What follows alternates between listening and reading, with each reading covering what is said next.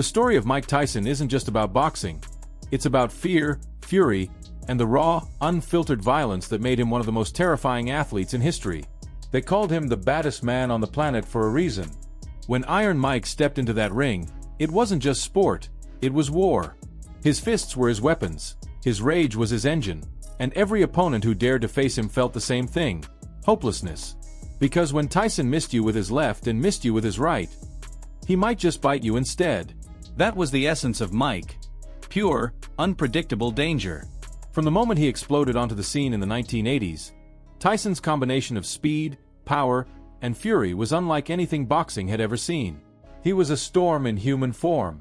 The bell would ring, and before his opponent even blinked, Tyson would already be in their face, his gloves flying like bullets, his eyes locked in the cold, unblinking stare of a predator about to devour his prey.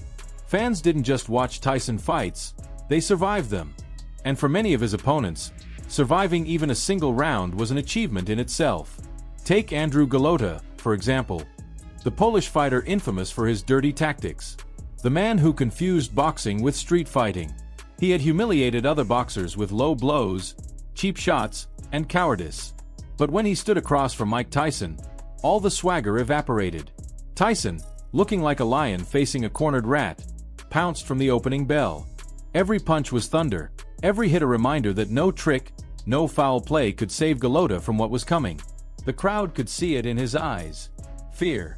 Tyson's punches broke through his defense like glass, and when the fight got too much, Golota did something unheard of. He quit. He literally walked out of the ring, abandoning the fight. Tyson had done more than beat him. He had broken him. Then there was Mitch Green, the self-proclaimed street king who thought he could intimidate Iron Mike. Before their official bout, Green publicly threatened Tyson, promising to destroy him. Big mistake. When the bell rang, Tyson unleashed hell. He didn't just fight Green, he punished him. Each round was a slow, methodical beating. Tyson testing the limits of Green's pain tolerance, making sure he'd remember this night for the rest of his life. Tyson's punches weren't just fast, they were mean. When the fight ended, Tyson didn't knock him out clean, he made him surrender. But Green didn't learn. 2 years later, he picked another fight, this time on the streets. Tyson hit him once. Just once. That punch left Green's face swollen beyond recognition. The gangster who once bragged about killing Tyson became a preacher, thanking God for his second chance at life. Even after prison, when the world doubted him, Tyson returned with vengeance. Peter McNeely thought he'd be the man to humble the former champ. He promised to knock Tyson out and kick his ass. But when the bell rang, the so-called hurricane was reduced to a light breeze. Tyson dropped him twice in under a minute, and McNeely's own trainer had to jump into the ring to save him from further embarrassment. Tyson didn't just win, he made it clear to the entire world that he was back. But Tyson's path wasn't only filled with trash talkers and pretenders, it was lined with monsters, giants, and men who dared to believe they could withstand his wrath.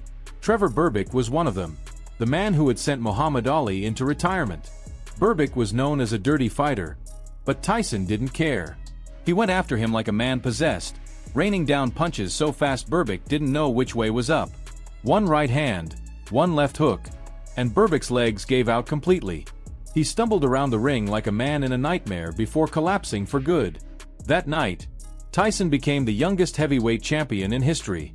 And when Tyrell Biggs, an Olympic gold medalist who had once robbed Tyson of his own Olympic dreams, stepped into the ring, Tyson's vengeance was merciless.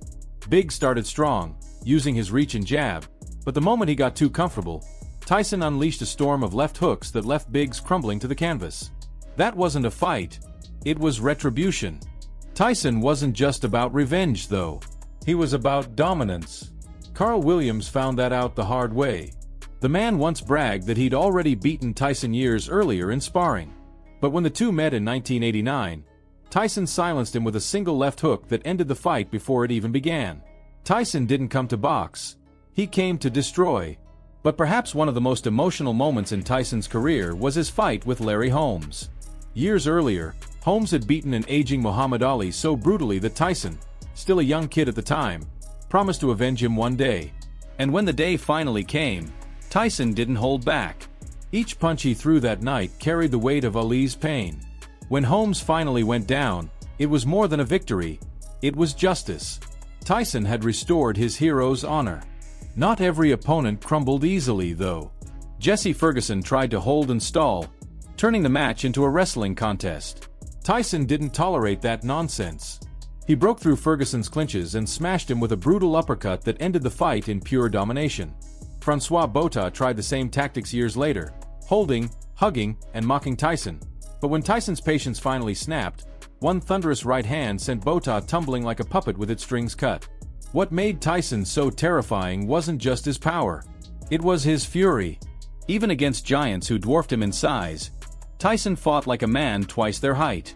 Against Frank Bruno, a massive heavyweight with an ego to match, Tyson showed no mercy. Bruno talked big before the fight, but by the second round, he was holding on for dear life. Tyson's punches tore through his guard, and a savage uppercut ended it all. Tyson wasn't boxing anymore. He was exorcising demons. But the fight that truly tested the limits of Tyson's will came against Donovan "Razor" Ruddock. Ruddock wasn't afraid, and unlike most, he could take Tyson's best punches and hit right back. Their clashes were wars. Two titans exchanging blows that would have crippled ordinary men. In their first fight, Ruddock went down, but the stoppage was controversial, sparking chaos among fans. So they did it again. This time, no excuses. Their rematch was a slugfest, a pure explosion of brutality. Tyson sent Ruddock down twice, but the man refused to quit, even after fighting with a broken jaw. The two traded bombs until the final bell, and Tyson emerged victorious. But it was clear, even the baddest man on the planet could bleed. That fight marked the end of Tyson's prime, the last glimpse of the unstoppable force he once was. Soon after, scandal and prison stripped him of everything. When he returned, the rage was still there, but the spark had dimmed. Time and trauma had done what no opponent ever could. Still, Tyson's legend never faded. His reign, his chaos, his terrifying aura, they all live on in the minds of everyone who saw him fight. For a decade, he was more than a boxer. He was an event, an experience, a storm that tore through boxing's golden age and changed the sport forever. Because love him or hate him, you couldn't ignore him.